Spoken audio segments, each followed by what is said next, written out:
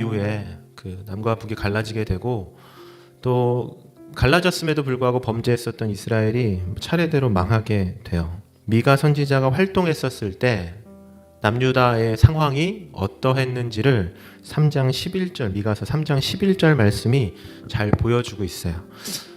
미가 선지자가 있었을 때 남유다를 잘 보여주는 말씀입니다. 3장 11절 피고 한번 눈으로 보면서 잠 따라와 보세요. 성을 다스리는 자들이 뇌물을 받고 통치한다. 쉽게 얘기해서 법과 기준이 다 무너졌다는 얘기예요. 법과 기준이 무너지고 법을 집행하는, 정치하는, 나라를 다스리는 자들이 자신의 이익을 따라서 다른 사람들을, 타인을 고통받게 하는 기준이 무너지고 법과 규칙이 무너졌다라는 것을 첫 번째 우리가 알 수 있어요. 두 번째, 제사장들이 하나님의 말씀을 돈벌이의 수단으로 삼았다라고 성경은 기록하고 있어요. 제사장들이 급료를 받고 율법을 가르쳤다. 무슨 말이야? 돈 받고 율법을 가르쳤다는 얘기예요. 하나님의 말씀으로 뭘 삼았다는 얘기야? 돈벌이 수단으로 삼았다는 말씀이 기록되어 있습니다. 그리고 세 번째는 하나님의 예언자들은 돈을 받고 점을 쳐주면서 하나님의 선지자들이라고 하는 사람들, 하나님의 말씀을 대언하는 사람들이 하나님의 말씀을 대언하지 않고 돈을 받고 점을 쳐주고 있었다라고 말씀을 이야기하고 있고, 이 세 가지, 종교적인 것, 또 정치적인 것, 사회적인 것, 어느 것 하나 미가 선지자가 활동했을 때 남유다의 모습을 보면 온전한 것이 없었다라는 것을 우리가 3장 11절 말씀을 통해서 알게 돼요. 그런데 더 중요한 것은 율법, 성을 다스리는 자들, 또 제사장들, 예언자들이 이렇게 말도 안 되는 일을 하면서 뒷절에 그렇게 얘기하고 있다는 거예요. 여호와께서 우리와 함께 계신다. 여호와께서 우리와 함께 계시니까 우리에게 재앙이 일어나지 않을 거야 라는 이 말도 안 되는 모습들을 보이고 있는 상황 속에서 일하고 있었던 선지자가 누구냐면 미가 선지자입니다. 미가서 3장 11절의 말씀을 시대적으로 우리가 보면 볼 수 있지만, 오늘은 좀 우리 삶에 집중을 해놓고 포커스를 맞춰서 이 말씀을 더 보면 좋을 것 같아요. 미가서 3장 11절 말씀이 단지 남유다의 모습을 보여주는 말씀이 아니라, 왜냐하면 저와 여러분의 삶의 모습을 그대로 보여주고 있는 말씀이기 때문에 그래요. 잘 들으셔야 돼요. 하나씩 한번 살펴볼게요. 첫 번째, 성을 다스리는 자들이 뇌물을 받고 재판을 했다. 기준이 없었다. 법이 무너졌다라는 말씀을 나눴습니다. 우리에게 적용해 보면 어떤 말씀이에요? 우리에게도 기준이 없고 우리 삶 가운데 뭐가 없어졌다는 얘기냐면 하나님의 말씀의 기준이 없어졌다는 것을 의미한다는 거예요. 우리가 그렇게 이해하고 적용할 수 있다는 겁니다.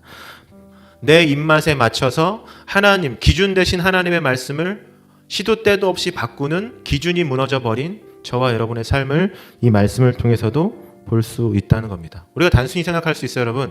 저와 여러분이 의지적으로 이해가 되지 않는다 하더라도 저와 여러분이 기뻐해야 하는 이유, 성경에서 말할 때 슬퍼해야 하는 이유, 인내해야 하는 이유, 또 때로는 도전해야 하는 이유, 골리앗과 같은 무서운 것이 있었을 때도 싸워야 하는 이유를 성경은 그 기준이 뭐냐고 얘기하냐면 하나님의 말씀이라고 얘기를 해요. 우리에게도 동일하게 원하신다는 거예요. 우리 안에 어려움이 있을 때 내 생각과 내 감정과 판단이 있지만 하나님이 우리에게 원하시는 것이 있다. 그 기준이 있다. 하나님이 저와 여러분에게 원하시는 삶의 기준이 있다라고 성경은 정확하게 말씀해주고 있는데, 미가서 남유다의 모습처럼 저와 여러분에게 모습에도 기준이 없다는 거예요. 이게 무슨 말이야? 내가 하고 싶은 대로 하고, 내가 생각하고 싶은 대로 하고, 내 감정이 좋으면 좋은 거고, 내 감정이 싫으면 싫은 거. 어떻게 보면 어떤 사람들이 그렇게 얘기할 수 있지. 당연한 거 아닌가? 그런데 성경은 그런 모습이 되어서는 안 된다고 말씀하고 있다는 거죠. 수많은 하나님의 사람들이 자신의 감정과 자신의 생각대로 살았나? 여러분 성경 전체를 보세요. 하나님의 복을 받았던 사람들이 자신의 생각과 감정과 판단대로 살았던 사람들인가? 절대로 그렇게 성경은 기록하고 있지 않아요. 항상 내 생각과 다르더라도 하나님의 말씀에 기준을 뒀던 것, 하나님의 말씀과 떠나서 생각하는 것이 아니라 하나님 말씀으로 내 삶의 기준을 삼았던 것을 우리가 보게 된다는 거죠. 그래서 첫 번째, 남유다의 모습을 통해서 내 삶에도 무너진 하나님의 기준을 보게 된다. 두 번째는 뭐냐면 3장 11절 말씀 보세요. 내 입장, 내 주관, 내가 하고 싶은 대로 말씀을 보고 이해하고 내 이익에 따라서 말씀을 보는 일들을 하고 있다는 겁니다. 하나님을 우리가 뭐 한다는 얘기야? 그렇게 이용한다는 거예요. 이용한다는 거죠. 내가 위로가 필요할 때는 하나님 말씀을 참 잘 듣죠. 내가 무언가 긴급한 일이 있을 때에는 하나님 말씀 아니라 뭐 진짜 그보다 더한 것도 들으려고 해요. 그런데 여러분과 제 모습에도 있죠. 뭐가 즐겁고 기쁘고 감사하면 하나님 말씀대로 살아가는 것보다 내 마음대로 살아갈 때가 많이 있잖아요. 일관적으로 기쁠 때나 슬플 때나 외로울 때나 아플 때나 고통이 있을 때나 고통이 없을 때나 평안할 때나 복잡할 때나 상황과 환경과 상관없이 항상 일관적으로 하나님의 말씀을 듣고 때로는 그 말씀이 나를 아프게 한다 하더라도 그 말씀 때문에 내가 삶의 방향을 교정해야 하는 것이 성경이 우리에게 요구하시는 태도인데 우리에게는 뭐가 없다는 얘기야?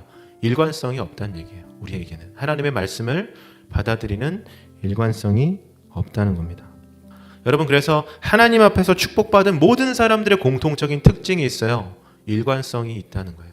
나에게 하나님의 말씀을 듣고 내 상황 때문에 내가 지금 너무 어려우면 그 말씀을 받아들이지 않고 내가 너무 기쁘면 또 그 말씀 받아들이지 않고 내 입맛에 따라서 마치 제사장들이 하나님의 말씀을 자신의 이익과 자신의 주머니를 채우기 위해서 사용했던 것처럼 그렇게 일관성이 없이 하나님의 말씀을 부분적으로 선택적으로 순종하고 듣는 사람에게 하나님은 축복하시지 않았다는 것을 성경을 통해서 보게 된다는 거예요. 미가서 3장 11절 말씀에 있는 그 사람들, 제사장들, 하나님의 말씀을 자신의 주머니를 불리기 위해서 사용했던 사람들의 모습을 통해서도 저와 여러분의 모습이 보인다는 겁니다. 날마다 내 입맛대로, 내 생각대로 하나님의 말씀 그것을 적용하는 것을 보게 된다는 거예요.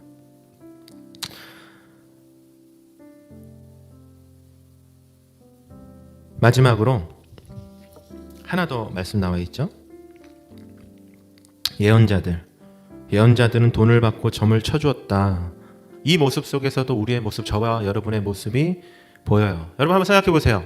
돈 받고 점 쳐줬어요. 좋은 말 했을까? 나쁜 말 했을까? 좋은 말 했겠죠. 왜 좋은 말 했을까요? 그러니까 맞아요. 그러니까 돈 받으면 좋은 말 해줄 수밖에 없어요. 여러분 잘 생각해 보세요. 돈 받고 나쁜 말 해줬겠습니까? 그 사람들이 듣고 싶은 말을 해줬을 거예요. 여러분 잘 생각해 보세요. 돈을 준 사람도 마찬가지예요. 돈을 왜 줬을까? 나에게 좋은 말을 해달라는 겁니다. 여러분 이 미가 선지자 하나님의 백성들이 살아가는 이 시대 속에서도 예언자들이 돈을 받고 점을 쳐주는 일들을 했대요. 쉽게 얘기해서 무슨 말이야? 사람들이 듣고 싶은 말만 들었다는 거예요. 내가 듣고 싶은 말은 내 돈을 내서라도 내가 들을 거야. 이게 무슨 말이야? 우리에게도 이 모습이 보인다는 거예요. 어떤 모습? 내가 듣고 싶은 말만 듣는다는 거예요. 내 마음에 외로움이 왔을 때 물어보는 거예요. 여러분한테. 마음에 외로움이 있을 때, 답답함이 있을 때 여러분 그 답답함과 마음들을 누구한테 얘기하고 있는지, 누구로부터 여러분 그 위로를 받고 있는지 예언자들의 모습을 통해서 우리가 그걸 볼 수 있게 돼요. 하나님은 우리에게 위로를 주시는 분이시고 하나님은 우리를 격려하시는 분이시고 지금도 하나님은 우리를 사랑하신다고 말씀하고 계시고 독생자를 내어주시기까지 그분이 유일하게 우리를 사랑하시고 우리의 모든 것들을 경청하고 계시다고 성경은 말씀하고 있는데 우리는 지금 뭐 한다는 얘기야? 내가 듣고 싶은 얘기만 듣는다는 거예요. 누구한테? 나에게 내 마음에 내 귀를 간지럽게 해주는 친구, 부모님 다 포함해서 하나님 이외의 다른 것들 그게 여러분 음악이 될 수도 있고요. 문화가 될 수도 있고요. 그 어떤 무언가가 될 수 있어요. 그게 무엇이든 간에 SNS가 되든 간에 성경은 분명하게 얘기하고 있어요. 하나님 이외의 다른 말을 듣는 것은 다 불완전하다는 거예요. 단순한 논리야. 사람의 위로에 길들여지면 안 돼요, 여러분. 그거는 오래가지 않아요. 여러분 그런 인생은 소망이 없습니다. 사람의 말에 위로받는 사람은 그 뿌리가 깊이 내리지 않아요. 그 뿌리를 깊이 내릴 수 없어요. 그리고 이렇게 더 안타까운 거는 저와 여러분이 이렇게 살아가면서 미가서 3장 11절 말씀에 나와 있는 이 사람들처럼 똑같이 얘기한다는 거야. 여호와께서 나와 함께 하시잖아. 나에겐 재앙이 없을 거야. 웃기죠? 내 마음대로 하나님 말씀을 듣고 싶은 말만 듣고 내 하나님의 말씀을 내가 이익을 위해서만 그렇게 하나님의 말씀 선택적으로 순종하고 내가 하나님에게 위로받지 않고 하나님의 말씀대로 살지 않고 사람들의 말에 위로받고 격려받으면서도 지금 뭐라고 얘기하고 있냐면 하나님이 나와 함께 하시잖아. 하나님이 나와 함께 하실 거야 라고 이야기를 하는 남유다 사람들의 모습을 통해서 저와 여러분들의 모습도 볼 수 있다는 겁니다. 그러면 하나님이 이런 사람들을 그냥 내버려 두시는 게 저는 늘 똑같은 말이지만 맞다고 생각해요. 내버려 두시는 게 맞죠. 그런데 오늘 제가 여러분하고 나눌 말씀이 그게 아니라고 말씀해주고 있어요. 7장 8절에서 10절 말씀입니다. 갑자기 반전의 말씀을 해요. 그런데 하나님은 너에게 이렇게 하실 거야 라고 말씀을 합니다. 그게 7장 8절에서 10절 말씀인데요. 눈으로 한번 보세요. 제가 세 번역으로 읽어드릴게요. 내 원수야, 내가 당하는 고난을 보고서 미리 흐뭇해하지 말아라. 나는 넘어져도 다시 일어난다. 지금은 어둠 속에 있지만 주님께서 곧 나의 빛이 되신다. 내가 주님께 죄를 지었으니 이제 나는 주님의 분노가 가라앉기까지 참고 있을 뿐이다. 마침내 주님께서 나를 변호하시고 내 권리를 지켜주시고 나를 빛 가운데로 인도할 것이니 내가 주님께서 행하신 의를 볼 것이다. 그때 내 원수는 내가 구원받는 것을 보고 부끄러워할 것이다. 주 너의 하나님이 어디 있느냐 하면서 나를 조롱하던 그 원수가 얼굴을 들지 못할 것이다. 내 원수가 거리의 진흙처럼 밟힐 것이니 패배당한 원수의 모습을 내가 보게 될 것이다. 아멘. 하나님께서 3장 11절의 말씀처럼 여전히 저와 여러분 그렇게 나쁜 악한 인생을 살아가고 있는 저와 여러분에게 이렇게 말씀하신다는 거예요. 8절 말씀. 사단아 마음껏 나를 비웃고 짓밟아라. 나는 엎드려질지라도 무슨 말이야? 엎드려진다는 게 무슨 말일까? 죽는다는 말이에요. 그죠? 죽는 것 같이 내가 여전히 하나님의 말씀을 떠나 있고 하나님의 뜻 안에서 살지 못하고 결국에 입으로는 주님을 얘기하지만 여전히 삶 가운데 하나님의 모습이 단 하나도 없는 나라서 반드시 죽을 것이지만 8절 말씀 뭐라고 얘기해요? 내가 엎드려질지라도 뭐 한다고? 다시 일어난다. 여러분 이 다시 일어난다라는 이 표현을 좀 더 직설적으로 바꾸면 이런 말이에요. 일어나게 하실 것이다. 저와 여러분의 삶이 비참해요. 저와 여러분의 삶이 미가서 3장 11절 말씀이 아니라고 얘기할 수 없어요. 우리는 내가 듣고 싶은 말만 들어요. 왜 지금 내가 이런 어려움과 아픔 속에 있을까? 똑같은 문제야. 하나님의 말씀을 내가 듣고 싶은 말만 듣고 하나님이 아니라 세상에게 위로를 받고 하나님의 말씀대로 살지 않고 내 뜻대로 살았기 때문에 우리가 지금도 이렇게 아픈 인생, 비참한 인생, 슬픈 일을 만나고 있어요. 그래서 8절 말씀처럼 나를 비웃는 사람들이 얼마나 많은지 몰라. 예수님 믿으면서 너 그랬네. 예수님 믿으면서 넌 왜 그랬어? 예수님 믿으면데 너는 왜 그렇게 실패하고 아프고 외롭고 힘든 인생을 사는 거야? 예수님 믿는 사람들이 왜 이래? 라고 누군가가 나에게 얘기해도 8절 말씀은 저와 여러분을 향해서 뭐라고 얘기하냐면 자빠질지라도 반드시 넘어질지라도 너는 뭐 한다고? 일어나게 될 거라고. 엎드려져도 일어나게 될 거야 라고 말씀해 주세요. 또 8절입니다. 내가 어두운데 앉을지라도 이렇게 돼 있어요. 어두움이 뭐야 여러분? 죄 가운데 있다는 얘기야. 어두움에 앉았다는 얘기가 아니 무슨 말이야? 누가 나를 어둠에 끌고 갔다는 게 아니라 내 스스로 어둠에 가서 앉았다고요. 내가 그렇게 실수가 많고 연약한 사람이고 이불킥 하고 싶을 만큼 왜 이렇게 다른 사람들에게 상처를 주는지, 왜 이렇게 내 자신을 사랑하지 못하는지, 왜 이렇게 내 인생을 망가뜨리는 생각만 하는지 나는 늘 어둠 가운데 있지만 말씀 8절에 뭐라고 돼 있어요? 주께서 곧 나의 빛이 되신다. 무슨 말이야? 빛이 되어 주실 거라는 말씀이에요. 어둠 가운데 내 스스로 고집스럽게 앉아있지만 하나님은 내 빛이 되어 주실 겁니다. 하나님의 약속의 말씀이에요. 9절 말씀. 내가 비록 미련한 죄인으로 살아서 이 어려운 일을 당하고 내 실수로 인해서 내 불순종으로 인해서 내가 당하고 싶지 않은 어려운 일을 내가 당할 거지만 말씀 보면 이렇게 되어 있어요. 그 모든 것들이 다 하나님의 손 안에 있다고. 무슨 말이야? 반드시 이 고통은 하나님의 손에 의해서 끝나게 될 거라고 말하고 있어요. 여러분 불쌍한 인생이 뭔지 아세요? 잘못했으니까 버려지는 인생이에요. 하나님은 이렇게 비참한 인생을 살아가는 미가 선지자가 활동했었던 시대의 사람들에게 또 저와 여러분들에게 동일하게 말씀해주고 있어요. 그 대가는 네가 치를 것이지만 그 대가를 치르는 것은 너를 죽이는 것이 아니라 뭐라고 말씀하시는 거야? 너를 살리기 위한 하나님의 인도하심이라고 정확하게 말씀해주고 있어요. 그리고 미가 선지자는 뭐라고 얘기합니까? 너에게 무슨 일이 일어날 거라고? 그 모든 너를 비웃던 모든 사람들이 그 악한 사단의 영이 네가 일어나는 것을 보고 부끄럽게 될 거다. 너를 부끄럽게 여기고 너를 창피하다고 여기고 너의 모든 인격과 너의 모든 생각을 짓밟던 그 모든 세상이 일어나는 너를 보고 하나님 안에서 새로워지는 너를 보고 하나님이 사용하시는 너를 보고 뭐하게 될 거라고? 부끄럽게 될 거라고. 그게 10절 말씀입니다. 진흙같이 너를 조롱하던 사람들은 짓밟히게 될 거야. 아멘? 우리 마음 가운데 내 마음을 어렵게 하는 그 지금도 여기 안에 가득 차 있는 것들이 그 모든 것들을 우리가 뭐 한다는 얘기예요? 짓밟고 일어나게 된다는 하나님의 말씀이에요. 어떤 상황에서? 지금도 우리가 3장 11절 말씀처럼 살아가고 있지만 여전히 나는 하나님의 말씀에서 많이 벗어나 있지만 살아가는 누구누구야 너는 이렇게 될 거야. 너는 다시 일어날 거야. 너는 빛이 될 거야. 어둠 가운데 네가 있어도 내가 빛이 돼줄 거야. 너를 조롱하는 모든 사람들이 너를 비웃었던 그 모든 사람들을 그 진흙같이 거리에서 그들이 짓밟히는 것들을 너는 보게 될 거야. 미가 선지자를 통해서 하나님이 우리에게 말씀해 주고 계세요. 우리가 소망을 품을 수 있는 이유가 바로 이거예요. 오늘 형편없지 우리가.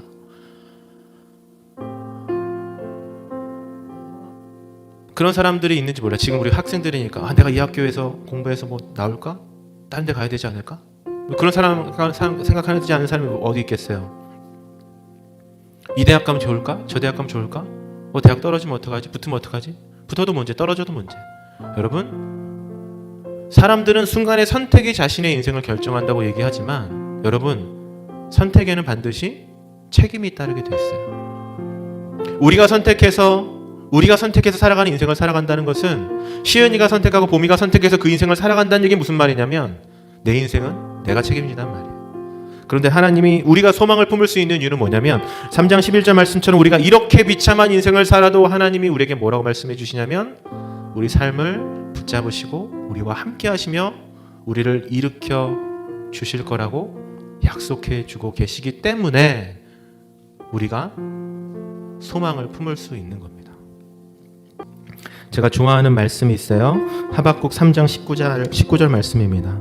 주 여호와는 나의 힘이시라. 나의 발을 사슴과 같게 하사 나를 나의 높은 곳으로 다니게 하시리라. 주 여호와는 나의 힘이시라. 나의 발을 사슴과 같게 하사 나를 나의 높은 곳으로 다니게 하시리라. 여러분 똑똑한 친구들 집에 가서 구글에 사슴발을 검색해 보세요. 제가 검색해 왔거든요.